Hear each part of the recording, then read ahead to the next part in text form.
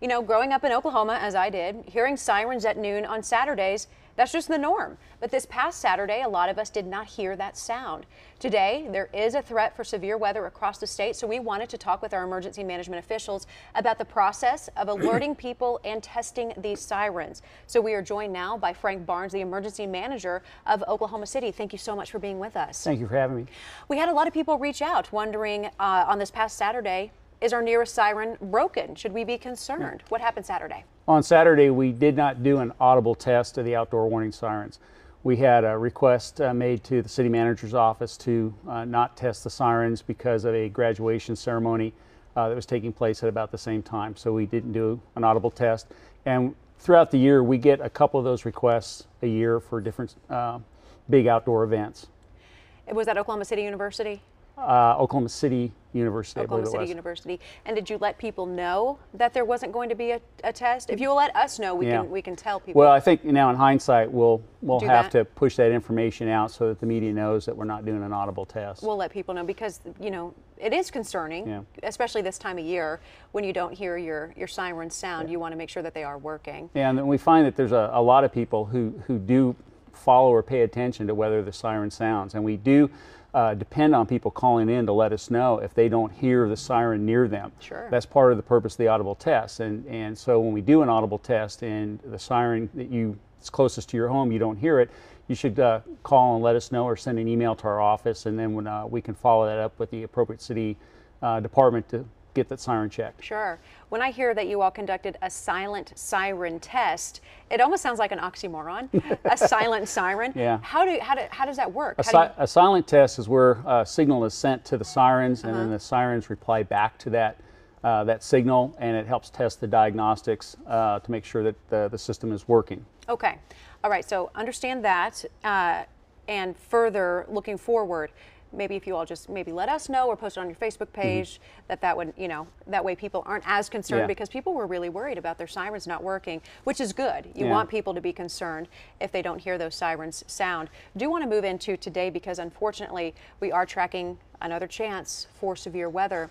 Walk us through the process of who or how do you decide, who decides when we're going to let these things go? Okay. Well, start off with our city has 182 sirens that we've divided into 9 sectors, and we activate those sectors where there's a tornado threat, which is a change from past practice. The sirens are actually activated by 911, by 911 dispatch, because it's staffed 24/7. The decision to activate the siren is based on the issuance of a tornado warning by the National Weather Service Weather Forecast Office in Norman. We can also activate them if there are people on the ground who are providing ground reports that they see a siren, or excuse me, see a tornado. Right. And so both with a warning from the National Weather Service as well as a visual sighting of a tornado would be a basis for activating the sirens. And I remember growing up, and you know, my parents grew up in Oklahoma, grandparents, great-grandparents, and we would hear a tornado siren and they would say, oh, that's in far eastern Oklahoma County. That's not us. We don't need to worry about it right now.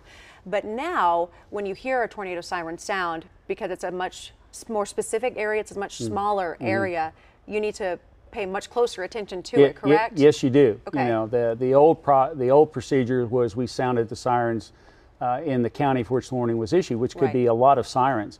Now we only sound the sirens close to or where the threat actually is. So yes, we are warning a much smaller area. And so now when you hear the siren, you do need to pay attention to them. You do need to take action, and we recommend that you take shelter and then get more information about where the tornado threat is. Yeah, that's something different, you know, because Oklahoma County is huge. And so we would think, oh yeah, it's not that close, or we'll wait. We'll wait and see. We'll watch a little bit more of the weather. And our city, you know, stretches into 4 counties. Sure. And we've got sirens in 3 of those 4 counties. So it's a very big system. Okay, so moving it into smaller, more specific neighborhoods, really. Quickly, we are running out of a little bit of time, but with the risk for severe weather today looming, what do you all do ahead as emergency management officials, or do you just kind of watch the weather like the rest of us? One of the things that when I leave the studio here, I'll go back to my office. There's a 10 o'clock webinar briefing by the National Weather Service. It's a special briefing they're doing. We watch that. We hear what they have to say. We look at the forecast, and then we make a decision whether we want to do a preparedness conference call with our city departments and our external partners.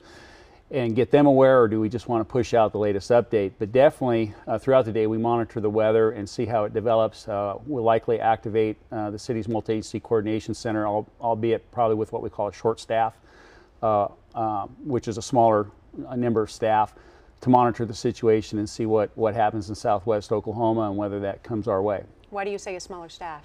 Well, we staff different levels. We have what we call a short staff, which is just basically means the core staff from our office and a couple selected city departments. Then we can step it up where we staff all the positions in the MAC with not only my staff, but representatives from each city department and some external partners. Okay. All right. Thank you so much for your time. We certainly All right, thank you. appreciate it. And if there's anything we can help you on getting the word out, anything we can do as the media, we'd certainly love to help you all. Frank Barnes, Oklahoma City Emergency Manager, thank you so much for being with us. And stay safe today. And I know it could be a busy day, busy night ahead of you and your team.